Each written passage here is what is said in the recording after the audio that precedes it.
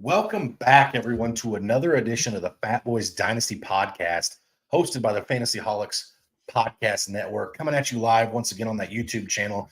Brant, I know we've had a little bit of a hiatus here, busy with holidays, busy with technical difficulties, busy with traveling.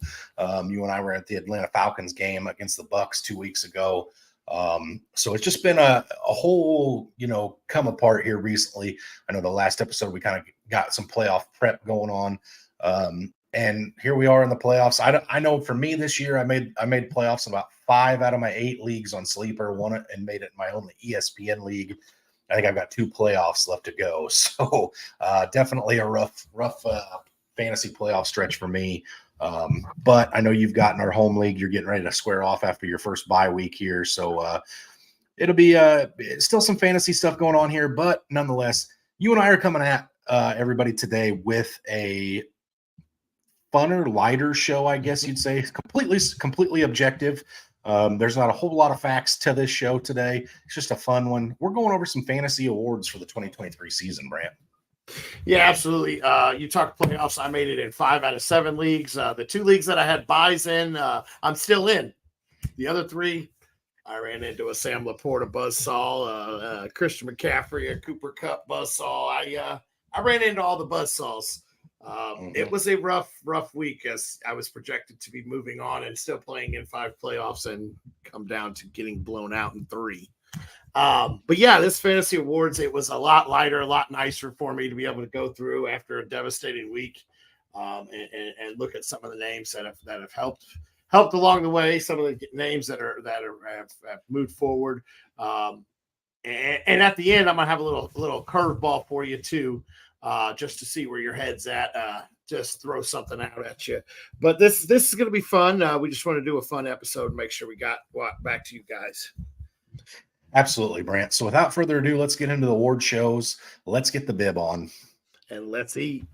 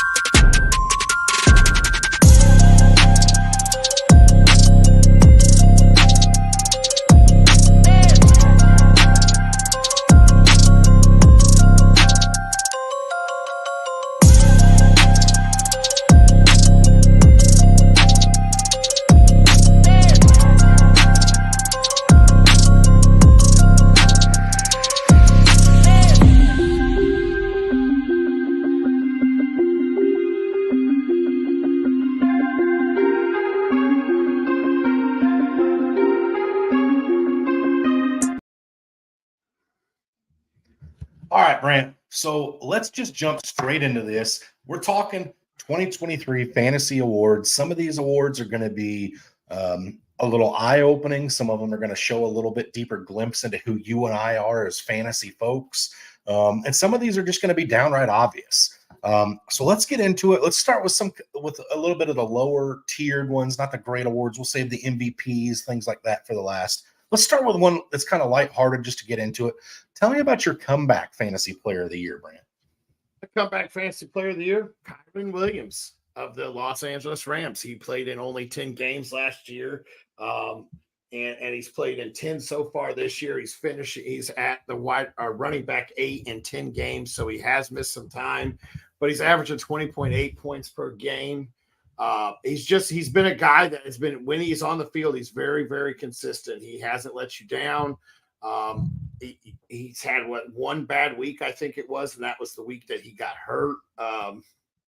Actually, no, he did not. The only time he's hurt you is when he wasn't playing.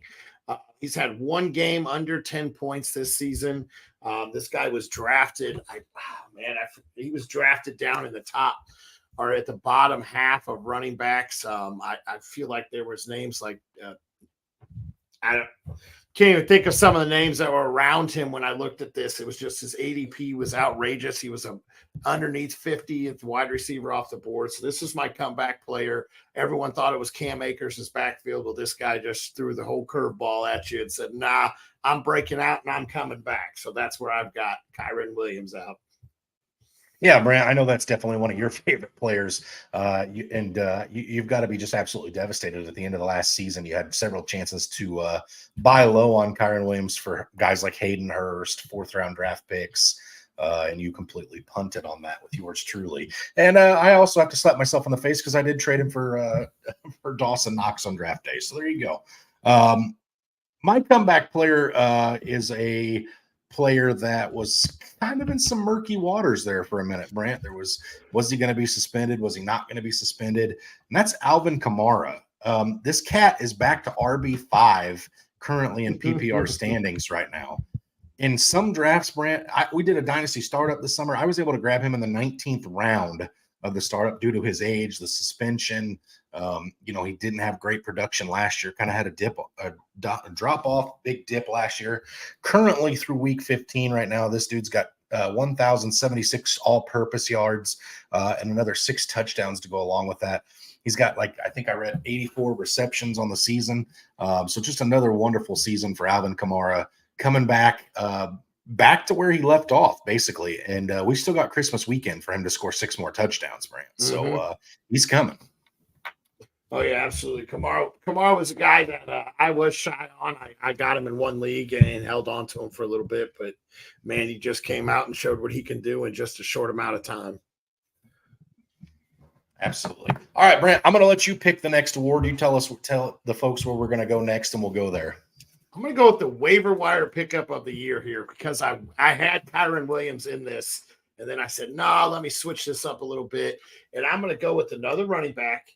He's currently the RB23. So, yep, not the greatest, but he's a top 24 RB. So he's an RB2, and that's Gus Edwards, averaging 11.3 points per game, 11 total touchdowns on the year. And now he is solidified to being one of the best running backs in the Baltimore's backfield.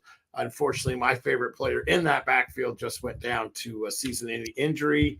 So I guess now in our Dynasty League, I'll be sitting with Mitchell and Dobbins and all their ACLs on my IR slot. Lack thereof ACLs. Lack thereof. But yes. Gus Edwards is a guy that he was drafted outside of the top 50 running backs and easily came off the waiver wires and has probably won quite a few games for some of the players that have picked up, some of the Dynasty owners that have picked him up. Absolutely, Brent.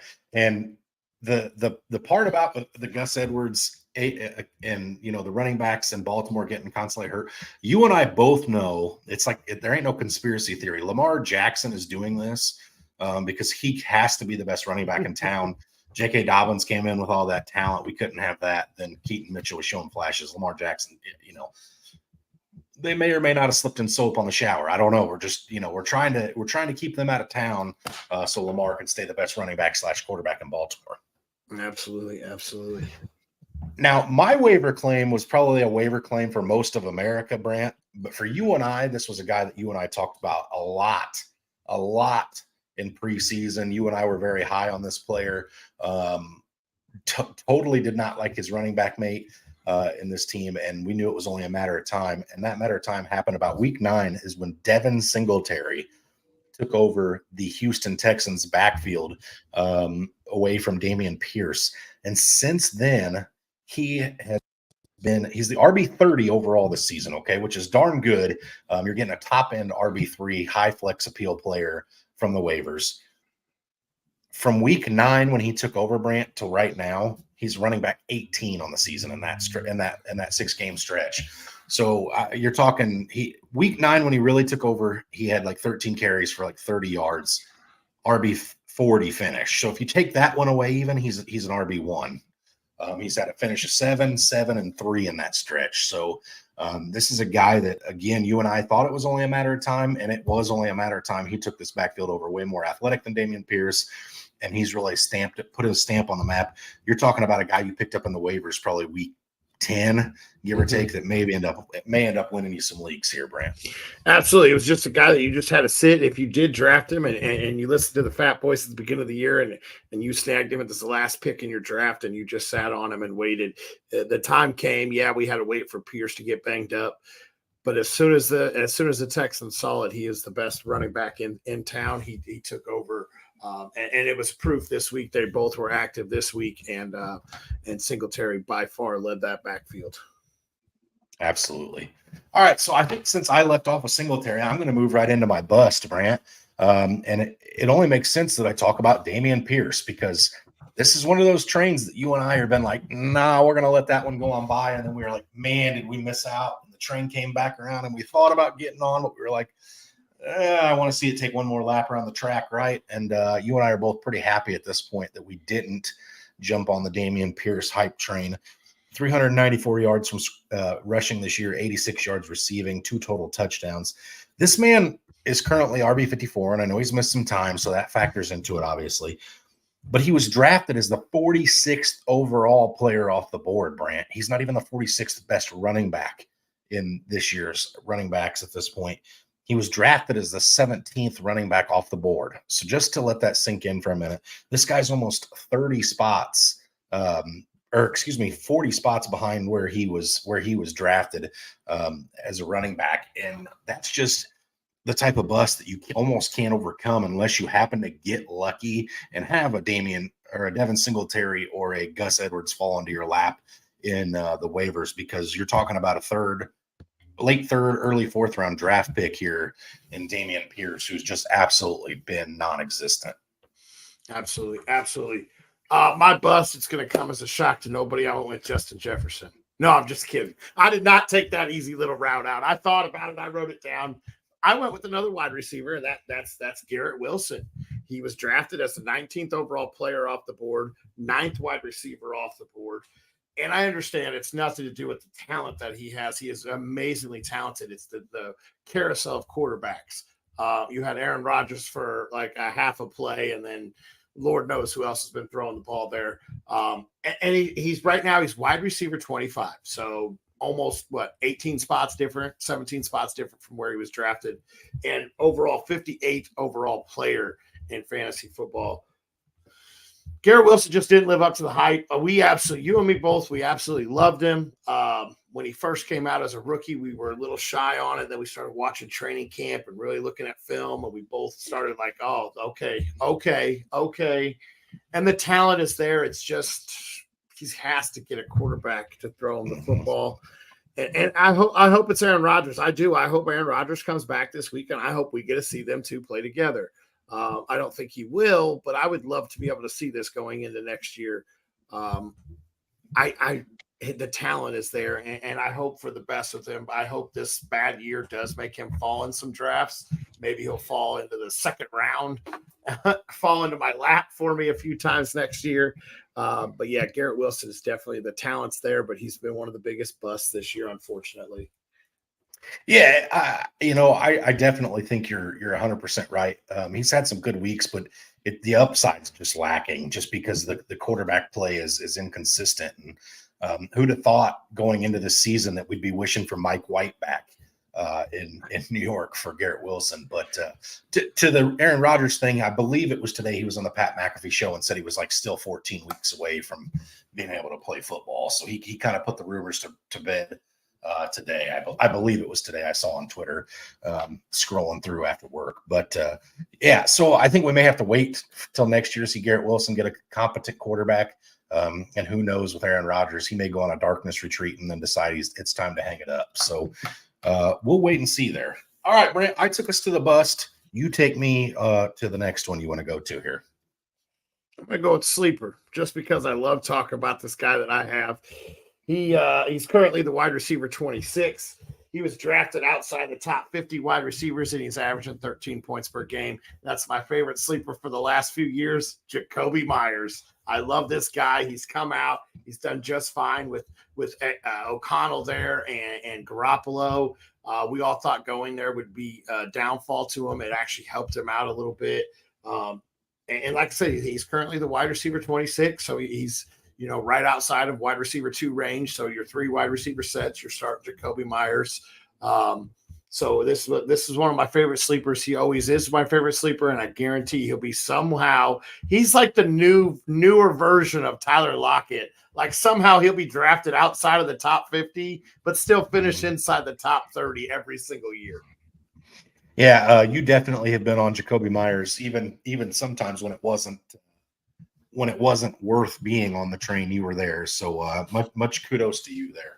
But you want to talk about a guy who was an afterthought and then has exceeded expectations, Brent.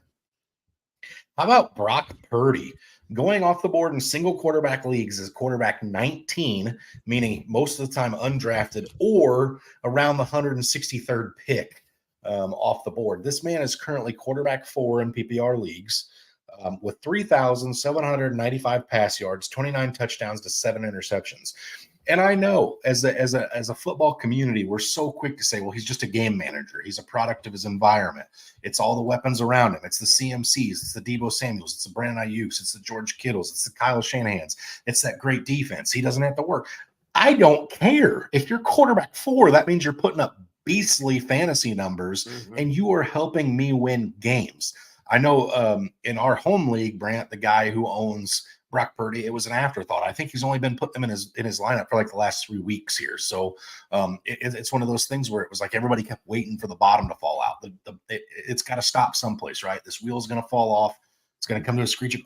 Not the case. This guy's planted it firmly in the MVP candidate or MVP race in the actual NFL, and he's putting up fantasy numbers, game manager or not. This guy has been an absolute steal. If you did draft him, if you rostered him, if you were able to pick him up off waivers, whatever, I don't care. This guy has been an absolute sleeper, Brant. Absolutely, absolutely. And I hope the wheels fall off next week to this. I need the wheels to fall off. And yes, you are right. He started putting Brock Purdy in the lineup when Deshaun Watson went to the IR. And I think he may even started Kyler Murray that first week it happened. But yeah, Brock Purdy's been an absolute baller. I watched him play twice against the Seahawks. I've obviously seen some other 49er games. Yeah, he is a product of a system. Well, what a great system it is. Mm-hmm. What a great system it is for a quarterback. You're going to go from Mr. Irrelevant to possibly winning an MVP this year. And this week on Monday night, we get to see him play the Baltimore Ravens. We're going to find out how good this system really is. If he hangs up top 10 quarterback numbers against a defense like that, we can still say it's the system, but what a beautiful system it is for Brock Purdy to be in. Absolutely. All right, Brent, moving on.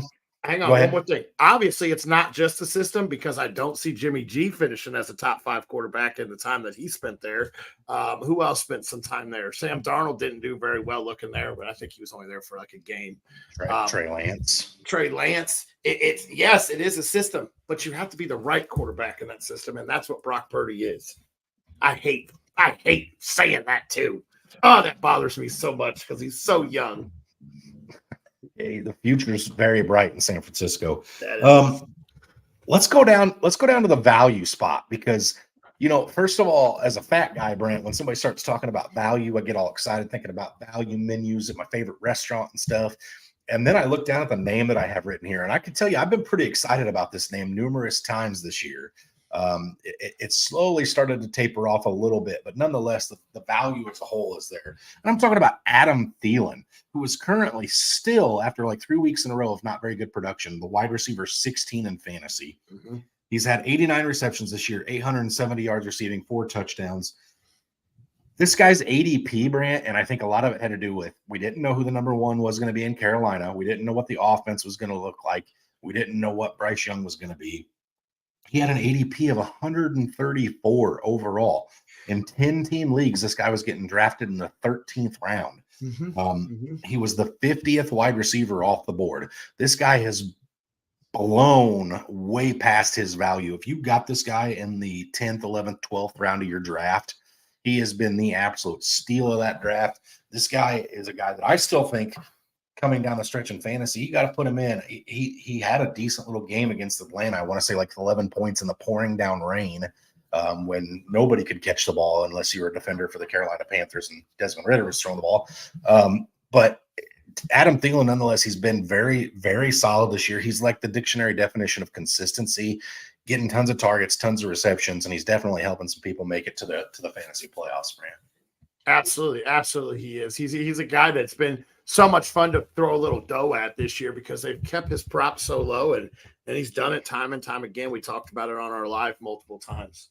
But you talk about value. Let's just talk about a guy that was thrown into my trade last offseason, and I never thought it'd be anything. He was the 41st running back off the board, 130th player off the board, and right now he's currently RB number 2. That's Raheem Mostert. With all of the, it's the A chain. Jeff Wilson's going to help out. Everything. It's still been Raheem Mostert taking over the backfield, and right now he's the RB2. So this is a guy you're getting in the 13th round. And he's your number 1 RB probably on your team. Luckily, I mean, he's carried the weight. He hasn't been banged up this year. He's played all games. And I guarantee he has carried a lot of teams to the fantasy playoffs.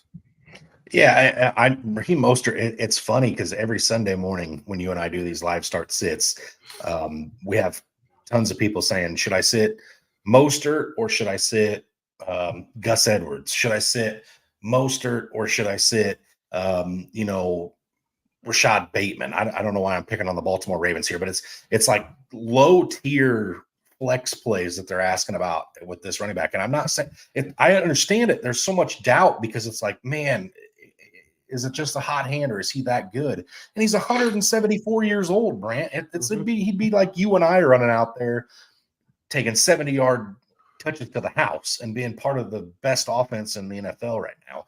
It's just one of those things that it's like, how does this happen? Where did this come from? What are they drinking in the water down there in Miami? Because Miami Living has treated Raheem Mostert very well. He's having the best year of his career. And I know everybody who was lucky enough to have him in fantasy. And yes, like you alluded to, you got him for an absolute bargain in a trade last year late. This is a guy that's definitely a league winner. He carried you to a second round bye in our home dynasty league. So yeah, Mostert is definitely one of those players that it's like cheap to acquire, and here we are. So yeah, it's definitely been a fun ride for Mostert owners, Brant. Oh yeah, I was sending a second round pick or receiving a second round pick for Kyler Murray, and he's like, "Hey, I'm dropping this guy." I said, "You know what? Just send Mostert my way. We'll see what happens." And well, let's see what there's. That's what's happened. All right, where do you want to go next? Oh well, we got to. Let's go with the rookies. No, let's save the rookie. We'll save the rookie and the MVP for last. Let's go with the breakout. My breakout's a guy that I absolutely love. I wish I would have got more shares of him. I got him in my keeper league, and that's Rashad White. He's currently he was the number 24th back off the board in drafts, and he's currently the RB4. There was multiple question marks going into that Tampa Bay offense. Who was going to be the running back? He had Chase Edmonds there. A lot of people thought it was going to be a 50-50 split between the running back and then the receiving back. And Rashad White put that to bed, and he put it to bed early and said, "This is my backfield, not Keyshawn Vaughn's, not Chase Edmonds. This is my backfield." He's averaging 16 points per game right now. He's fine in the end zone. They're getting him involved in everything.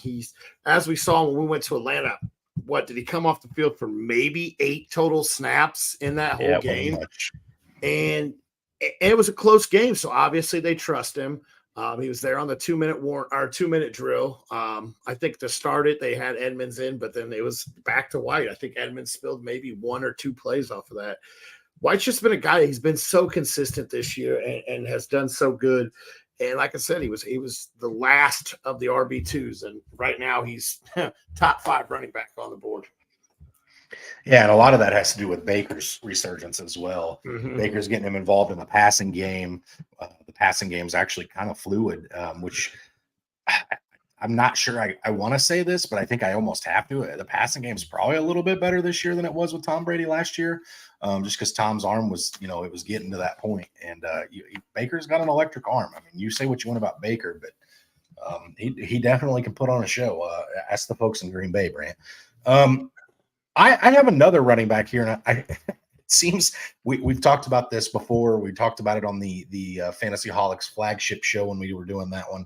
I'm a sucker for running backs, and so it's no surprise here I am with another running back. I've got James Cook of the Buffalo Bills as my breakout player. He showed some flashes down the stretch last year, but nothing super crazy, right?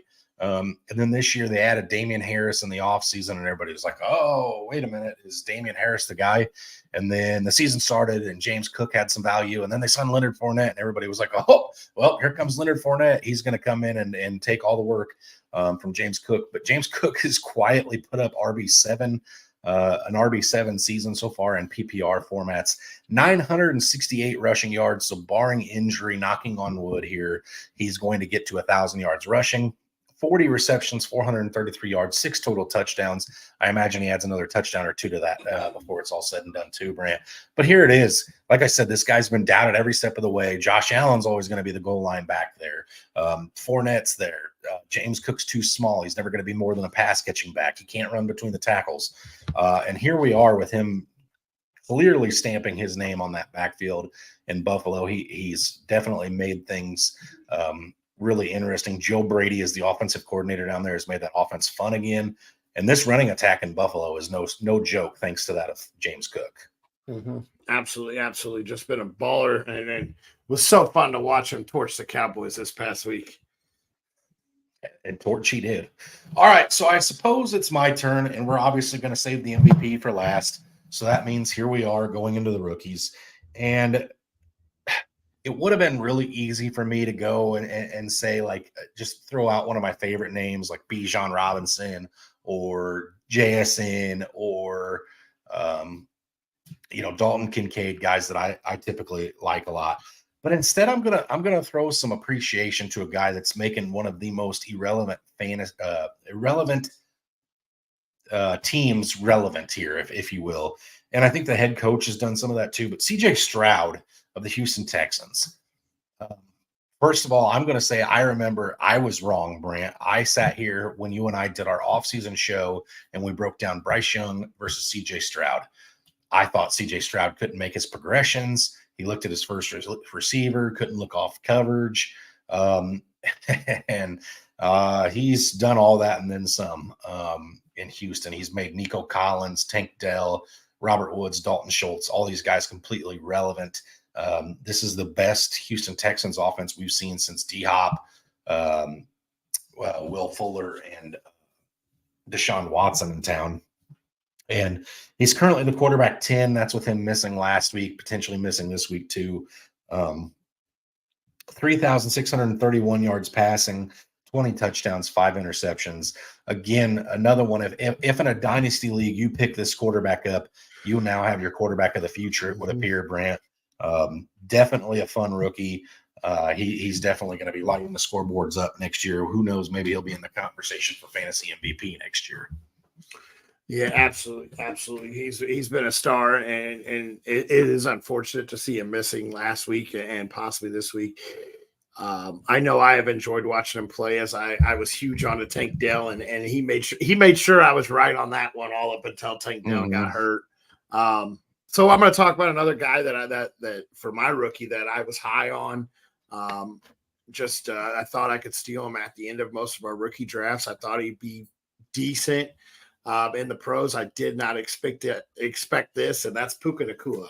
He's currently a top 12 wide receiver, averaging 16.5 points per game. How can you go wrong with this guy? And of course, he just happened to burst onto the scene against the Seattle Seahawks week 1. And he's got 135 targets, 87 receptions, 1,163 yards, and 4 touchdowns. He's just a guy that's getting involved. Yes, he benefited from the Cooper Kupp absence, but it just shows that now Stafford has a second weapon there. And even Tutu got involved there. The Rams offense, we talked about how bad the Rams were going to be this year. And then, oh, wait a minute. I've got plenty of weapons there. And they're not afraid to use them. And Puka Nacua is going to be, in my mind, he's going to be a guy that will be talked about in the top 3 rounds next year, I would assume. It will take some offseason research to see if he can keep it up. And see what they add there. But I think he will be talked as a top 30 pick next year. Yeah, I think it's only natural with what he's come out and done this year. I mean, it's to the point where we've got people questioning what Cooper Kupp's value is moving forward. So when that takes place, you've got to have a pretty special rookie, and he's definitely a pretty special guy. Especially with a name like Puka Nacua, who doesn't love that, Brant? That's right. With a name like Puka, you have to be good. All right, drum roll. Here we go. MVP. Let's talk about it. MVP, the man that helped move me into a bye and allow me to at least play next week in the playoffs. Unfortunately, he had to miss last week, so I did get burnt in one of my leagues. And that's Tyreek Hill. He's the number 4 overall in scoring. He's the number 1 wide receiver. He's still chasing 2,000 yards, 24.8 points per game in PPR standard that he's averaging, one of the highest over the last few years. The man has just been a stud and has carried teams on his back into the fantasy playoffs. And I hope he's still going after those 2,000 yards, because if he is, he has to step his game up over the next 2 weeks. So let's hope he is. And anyone that has him, I hope he is too, because he is going to hopefully carry you guys to the championship game for fantasy. Yeah. So initially, when I was thinking about this MVP thing, Brant, I was like, it's obviously got to be Tyreek Hill, and I was like, who am I gonna pick for myself? Because I know Brant's never gonna let me have Tyreek. And I went and looked, and I was like, my goodness, how disrespectful of me to have forgotten about this man. Not really forgotten about him. I just never ever have had a chance to own him. And probably never will, and that's okay. I'll just sulk in the corner as the owner of this player wins championships in leagues that I'm in all the time. But CMC, Brant, is currently the number 1 overall scorer in all of fantasy football in PPR formats. He is going to get to 2,000 yards from the line of scrimmage, but he also gets to run the ball a little bit, so it is different. I understand. He's at 1,801 yards currently, so he's right on pace. 3 games left. Shouldn't be an issue for him. Here's the thing, Brant. 20 total touchdowns for the San Francisco 49ers. This man is quietly having a historic season. Everybody's talking about the Tyreek Hill stuff because, I mean, it's that 2,000 yards for a wide receiver would be nuts. But you're talking about a guy who's probably going to have near 25 total touchdowns on the season, probably over 2,000 yards from the line of scrimmage. These are what fantasy dreams are made of. This is, I mean, if this doesn't scream MVP, I don't know what does.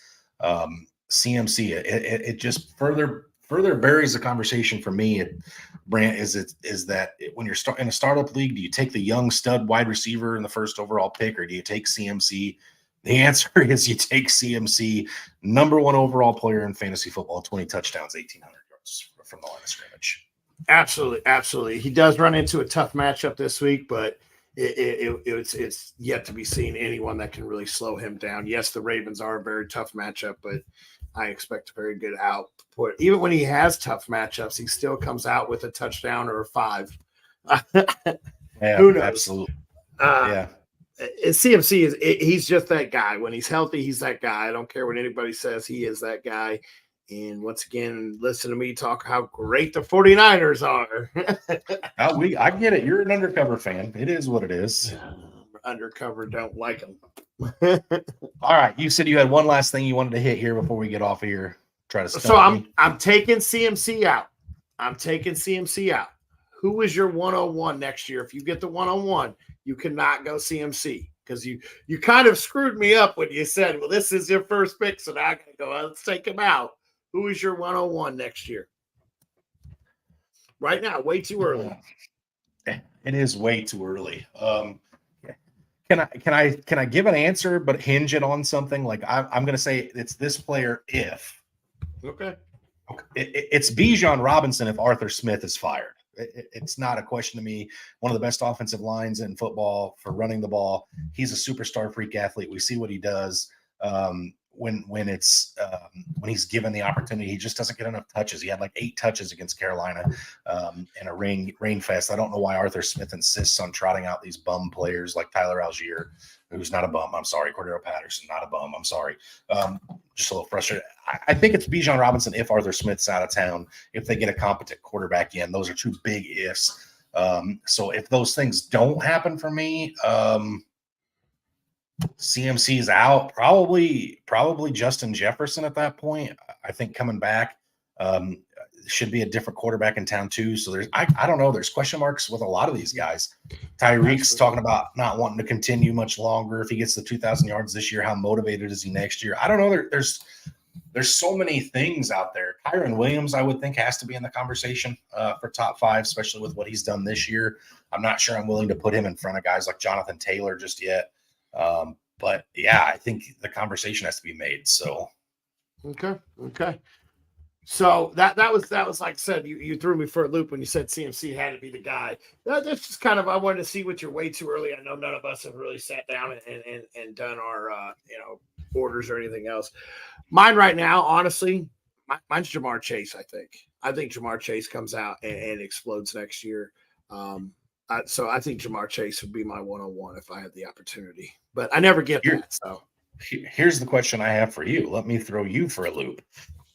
So I don't care whether you want to name it a super flex, whether you want to name it whatever. Who's your first quarterback you're looking to draft next year? I'm talking, you're going to set the trend. You want that guy, you got to go get him. Who's your quarterback that you want for next year? In Dynasty, it's CJ Stroud. He's my guy. I'm going after CJ Stroud. He's using his legs. He's using his arms. He's doing great things in Texas. He's moving that offense. That is mine. If you're talking in redraft, I'm going to throw you all for a loop. And I'm going to say Aaron Rodgers is a guy that I am going to grab early. You got to remember, I love to wait on my quarterback. So he's not going to be my first. Not Drew Lock. Be my first. Not Drew Lock. No, I love Drew last night. He looked so good last night. But Rodgers would be a guy that I would be targeting. I know you said first quarterback off the board, but I expect Rodgers to have a killer year next year. We saw what the Jets were able to do with the ring of quarterbacks they had. Well, I could see them having an amazing year with Rodgers. So that would be a guy that I'll be targeting. I don't want to say that's my first quarterback off the board, but that is definitely who I'd be targeting later in drafts. All right, fair enough. I'm sure there'll be more from the Fatboyz when it comes to, top 10s for next year, probably real soon following the tail end of this season. But yeah, I'm ready to start looking at rookies. Rookies they're on the forefront. I'm sure we've all got some guys that we already want to talk about, but we'll save that for a different day, Brant. As always, thanks for watching, everybody. Stay hungry and stay fat, my friends.